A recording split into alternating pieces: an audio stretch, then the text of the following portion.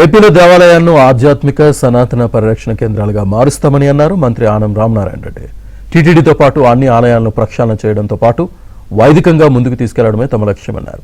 శ్రీవాణి పథకం కింద నిధులను సాయిబాబా ఆలయ నిర్మాణానికి ఇచ్చేది లేదని తేల్చి చెప్పారు.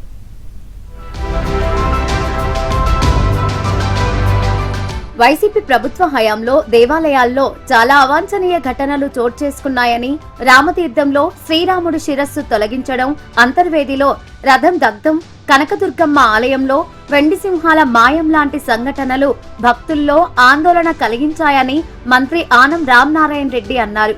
కూటమి ప్రభుత్వం అధికారంలోకి వచ్చాక ఆలయాల పరిరక్షణకు ప్రత్యేక చర్యలు చేపట్టిందన్నారు. రాష్ట్ర వ్యాప్తంగా 6,300 ఆలయాలు ధూపదీప నైవేద్యం పథకం ద్వారా లబ్ధి పొందుతున్నాయని చెప్పారు. కామన్ గుడ్ ఫండ్ ద్వారా 692 ఆలయాల్లో అభివృద్ధి, జీర్ణోద్ధరణ పనులు చేపట్టినట్లు వెల్లడించారు.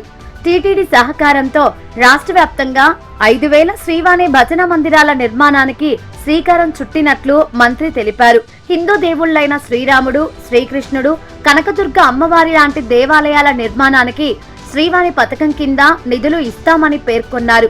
అయితే షిరిడి సాయి ఆలయాల నిర్మాణానికి ఈ నిధి నుంచి డబ్బులు ఇవ్వలేమన్నారు. పురాణ ఇతిహాసాల్లో సాయిబాబా ప్రస్తావన లేదని, ఆయనకు జరిగే పూజలు కూడా ఆగమ శాస్త్రం ప్రకారం నిర్వహించరని, అందుకే సాయిబాబాకు హిందూ భక్తులు భారీగా ఉన్నప్పటికీ ఆయన ఆలయాల నిర్మాణాలకు నిధులు వెచ్చించలేమని ఆనం తేల్చి చెప్పారు. మన పురాణ గ్రంథాల్లో చూస్తే షిర్డీ సాయి ఆనాడు ఈ యొక్క పౌరాణిక హిందూ ధర్మశాస్త్రాల్లో లేరు.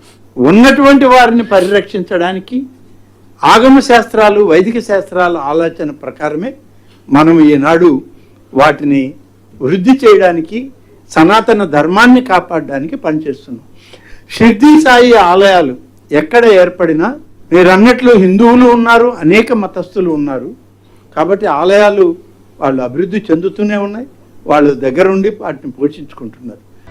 ఇక ఇంద్రకీలాద్రి ఆలయంలో నకిలీ టికెట్ల వ్యవహారంపై మంత్రి ఆనం స్పందించారు. ఈ అంశంపై సమగ్ర విచారణకు ఆదేశించారు. తప్పు చేసిన అధికారులపై చర్యలు తీసుకుంటామని స్పష్టం చేశారు. ఈ టికెట్ల విషయంలో డూప్లికేట్స్ వస్తున్నాయని, నకిలీలు వస్తున్నాయని కంప్లైంట్లు అయితే వస్తున్నాయి. ఎప్పటికప్పుడు వాటిని విచారణ చేస్తున్నారు. ఎక్కడ తప్పు జరుగుతుంది అనేటువంటిది ఎప్పటికప్పుడు వాటిని స్క్రీన్ లైన్ చేసుకొని ఆ అధికారులు ఎవరైతే తప్పు చేశారన్నారో వాళ్ళ మీద చర్యలు తీసుకోవడం జరుగుతుంది. అవుట్ సోర్సింగ్లో వచ్చిన ఉద్యోగి బాధ్యత లేకుండా పనిచేస్తున్నాడు. వచ్చిన టికెట్ కరెక్టే కానీ పంచింగ్ చేయకుండా వదిలేసిన దానివల్ల రిప్యుటేషన్ వస్తుంది ఆ టికెట్. అంటే స్వామివారి అమ్మవారికి రావాల్సిన మరొక 1,500 రూపాయలు తగ్గిపోతుంది. ఇట్లా కొన్ని టికెట్ల వల్ల నష్టం జరుగుతుంది. వీటన్నిటినీ ఇవాళ అందుకనే ఆన్లైన్ తీసుకురావడం జరిగింది.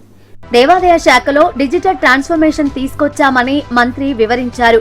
దీంతో భక్తుల దర్శనాల పేరుతో జరిగే మోసాలు గణనీయంగా తగ్గాయని చెప్పారు. కూటమి ప్రభుత్వం అధికారంలోకి వచ్చాక 970 ధర్మకర్తల మండళ్లను నియమించినట్లు మంత్రి వెల్లడించారు.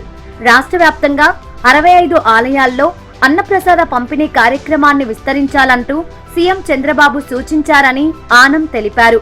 ప్రస్తుతం రోజుకు సుమారు 80,000 మంది, ఏడాదికి 3 కోట్ల మంది భక్తులు అన్నప్రసాద సేవలను పొందుతున్నారని చెప్పారు.